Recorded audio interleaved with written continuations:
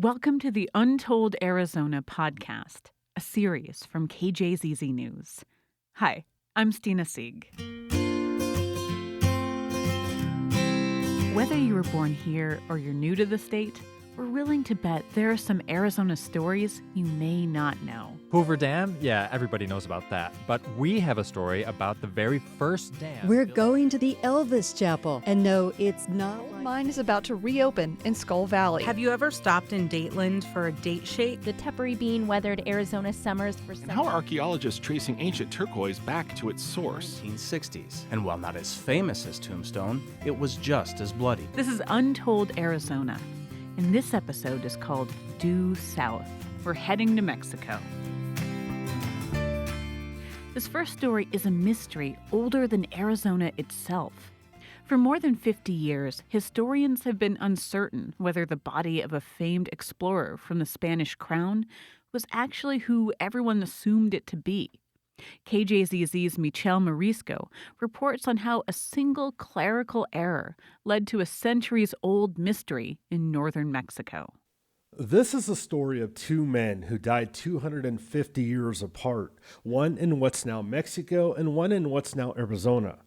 There's a mystery, not to the cause of the first man's death, but to the details here past his iron barricaded rough plank door inside the brooding walls of this church, Nuestra Señora de la Asunción, high in Sonora's hill country, where a white marble block lies in testament to the fabled explorer Juan Bautista de Anza. And then there's a man who tried to unravel that mystery before he died, those who continue to work on it to this day, and there's a woman who was violently murdered in all this. More on all that in a moment. First, Anza. The famed explorer led expeditions from Arizona into California and eventually founded the city of San Francisco. When he died, he was buried back in his tiny town of Arizpe, what served as a provincial capital for the Spanish superpower. Northern Mexico is strewn in the aftermath of the contentious periods that led up to Arizona's statehood in the early part of the 20th century. There's dim caves that served as prisons for the Apache resistance, memorials to the violent revolution fought at what's now the U.S.-Mexico border, and everywhere the graveyards and testaments to the dead. Father Agustin Mendoza wraps up a sermon inside the church's rough walls. The mausoleum to Anza sits to his right, and at the church's center sits another grave, this one shrouded in glass. The uniformed skeleton of what was once a tall man lies prone inside. Pues la historia confunde a los dos personajes porque no lo identificaron, no supieron identificar. So there's not one but two people buried here, Anza and one of his officers, who for a long time was confused for Anza. 5 years ago, the town asked the National Park Service for help, and the Park Service turned to Phil Valdez. The mix-up occurred back in 1963 when the priest of Arizpe, Sonora, was wanting to replace the floor of the cathedral. But that's when they learned the body there wasn't Anza's.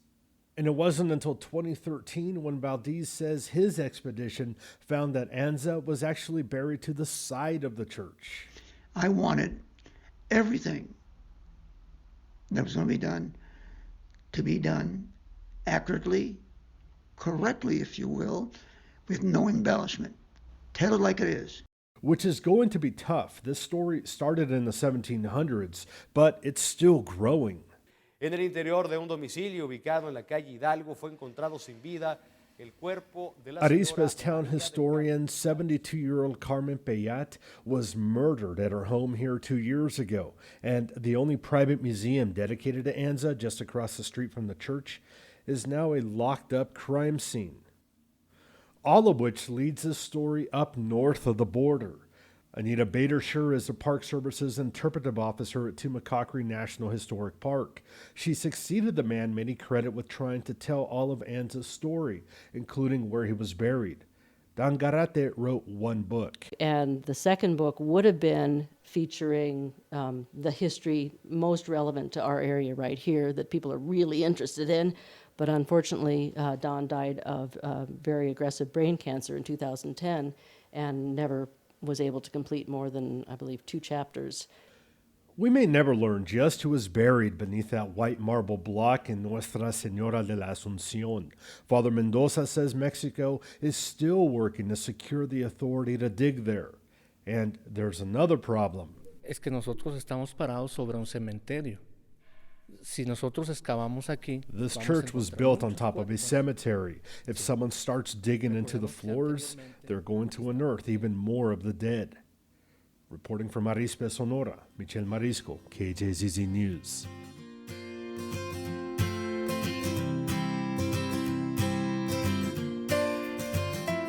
Now let's venture even farther south and east to Mexico City. Almost 2 centuries ago, the U.S. fought a gruesome war against Mexico and annexed a vast territory that includes Arizona. So what does Arizona mean to Mexico nowadays, considering the past, but also the present and the future? KJZZ's Mexico City Bureau Chief, Rodrigo Cervantes, reports. I'm climbing uphill to a landmark in Mexico City. A battle held here in 1847 marked the fate of Arizona and other territories from the Southwest. Well, we are in the middle of the city, and this place is inside the forest of Chapultepec, and it's a castle, basically. That's Jacqueline Gutierrez, spokesperson for the National Museum of History. She greets me and shows me one of the highlights inside. In the ceiling, you can see a mural about the war between Mexico and the United States. It was here where Mexicans lost their last battle against American invaders. Gutierrez thinks most people here will never forget, especially under the Trump administration. Nowadays, with your president saying, well, we want to close the border, a lot of people is saying, okay, we want to close the border too, but how it was on 1847. Back then, Mexico lost more than half of its land, what became most of the southwestern United States. And a few years after, the American government bought from Mexico the flatlands south of Phoenix to build a railroad. Gutierrez says it's just a thing from the past, but with lessons for both sides. At the end of the day, we need the Americans, and the Americans need us. In another spot in Mexico City, the resistance to the American invasion is remembered with bagpipe music.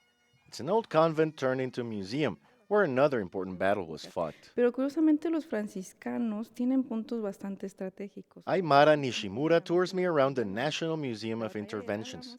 She tells me many missionaries departed from here during the Spanish rule to open monasteries at the current American Southwest, and the Alamo is an example. Nishimura thinks this place also reminds the scar Mexico bears after losing to the U.S. En el momento en el que se divide el territorio, se dividen las familias. The land was divided, and so were the families. For Nishimura, the current immigration frictions are just an effect of that separation. She thinks the war was also the birth of a forceful yet necessary friendship between both nations. But others are more concerned about modern-day tensions, including those brought by Arizona's SB 1070 and Joe Arpaio's tactics as a sheriff. There are states in which there is no goodwill towards Mexico, and Arizona is one of them.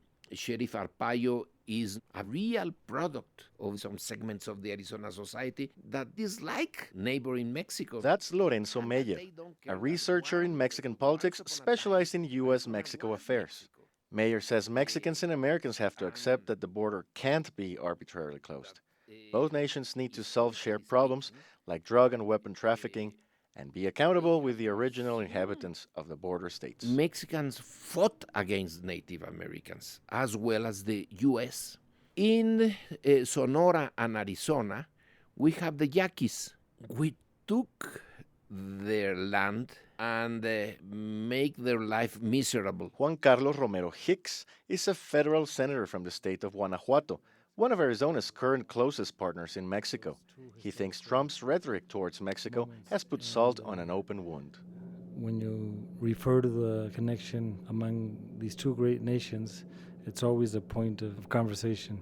However, Romero Hicks sees opportunities nowadays brought by trade, cultural ties, and people he considers allies, like Arizona Senators John McCain and Jeff Flake. We need to build bridges. We need to dream together. We need to share projects. Divided, we're not going to stand. The senator says the history between Mexico and the United States has been too complex, and perhaps it is time for both nations to write the new chapters of it. Rodrigo Cervantes, KJZZ News, Mexico City. You've been listening to Untold Arizona. This has been the Due South episode, with stories from KJZZ's Fronteras Desk reporter Michelle Morisco and Mexico City Bureau Chief Rodrigo Cervantes. It was produced by Tiara Vian. The stories were edited by Mark Moran. The digital team is Jackie High, Sky Shout, Kaylee Schufeld, and Jean-Claire Sarmiento. For pictures, videos, and more, visit untold.kjzz.org. Have an Untold Arizona story of your own? Drop us a line on Facebook, Twitter, or Instagram using the hashtag UntoldArizona. And check out our Facebook group, where you can connect with more people who love a good Arizona mystery as much as you do. I'm Stina Sieg. Thanks for listening.